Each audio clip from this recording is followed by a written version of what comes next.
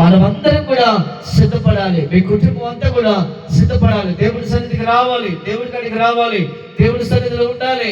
హన్న మేలు పొందడం కోసమే ఆ దేవుడి సన్నిధికి వెళ్ళింది. మేలు పొందిన తర్వాత కూడా దేవుడి సన్నిధికి వెళ్ళింది. ఒక్క బిడ్డని అడిగింది. చెప్పాలి, దేవుడు ఎన్ని ఇచ్చాడు? ఎంతమందిని ఇచ్చాడు? ఎంతమంది ఇచ్చాడు? ఒక్కని అడిగింది. ఎంతమందిని ఇచ్చాడు? ఇద్దరు, ముగ్గురు, ఎంతమంది? 5 ఇచ్చాడు. దేవుడి స్తోత్రం.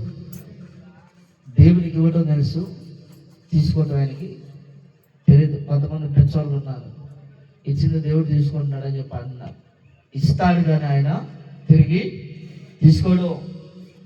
తీసుకునేవాడు ఒకడు ఉన్నాడు, పిల్లవడం పేరాడు సాతాను గారు. నేను పతనం చేసి లాక్కుపోయాడు వాడే, ఎవ్వరూ లేదు. కాబట్టి ఈ రాత్రికాల సమయంలో సమూయేలు జీవితాన్ని ఎలాగైతే తన తల్లి కట్టిందో బలముగా, అలాగే ఈరోజు మీ పిల్లల జీవితాన్ని మీరు బలముగా కట్టాలి. ఎందుకంటే సమయము లేదు కనుక. చెప్పాలి, సమయము లేదు కనుక. సమూయేలు పెరిగి పెద్దయిన తర్వాత తల్లి ఎక్కడ కూడా మాట తప్పలేదు. సమూయేలు బాల్య దశ నుంచి వాడు చనిపోయేంత వరకు కూడా దేవుడి సన్నిధిలో బలముగా దేవుడి పనిని జరిగించినట్లుగా మనం చూస్తున్నాం. అయితే ఈ రాత్రికాల సమయంలో మనము బైబిల్ గ్రంథంలో నుంచి మరొక వ్యక్తిని నేను మీ ముందు ఉంచాలనుకుంటున్నాను. త్వరగా చూద్దామండి ఒకసారి. మత్తయి సువార్త 1వ అధ్యాయము.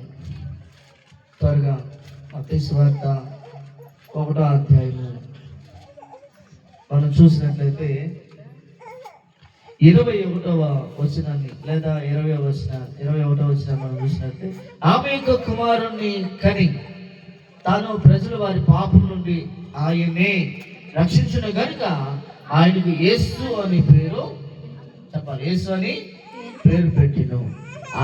ఆ పేరుకి అర్థమేంటి? యేసు అన్న మాటకి అర్థమేంటి?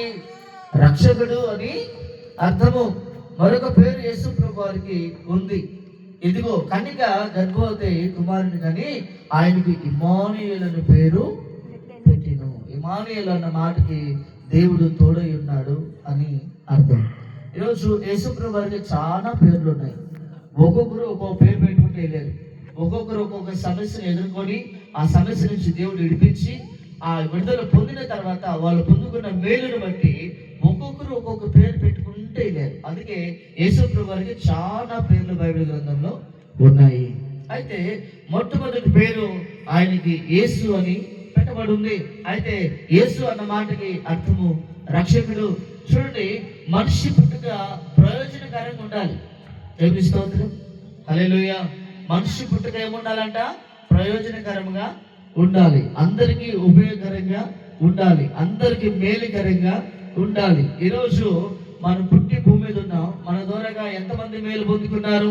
మన ద్వారాగా ఎంతమంది రక్షణలోకి వచ్చారు? ఒక్క ఆత్మనైనా మనం రక్షించామా? ఒక్కరైనా మీరు దేవుడి సన్నిధికి తీసుకొచ్చారా? ఒక్కరైనా మిమ్మల్ని బట్టి వారు మారు మనసు పొంది రక్షణలోకి వచ్చారా?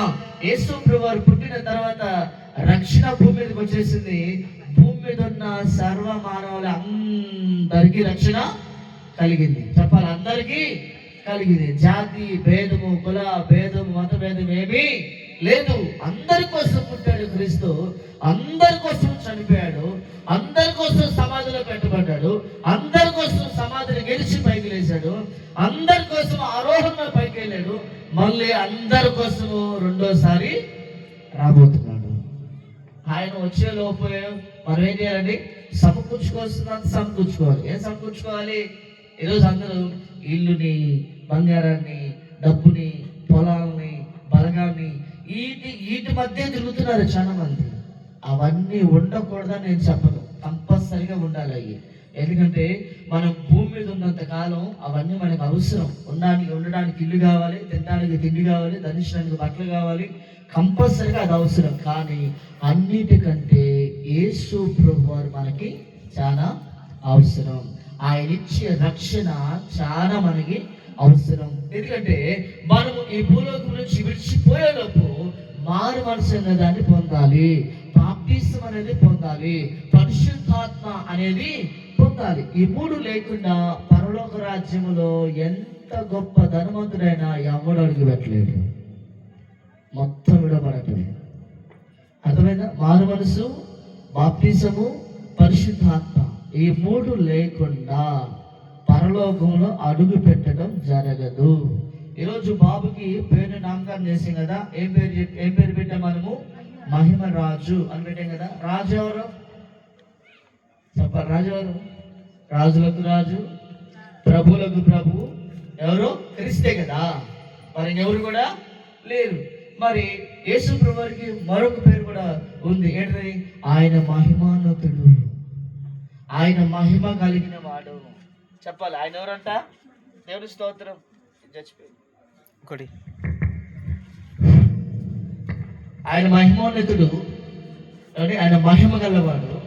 ఆయన మహిమకు చెప్పాలి ఏది కూడా అర్థం లేదు. కాబట్టి దయచేసి ఈ రాత్రి కలిసి రెండు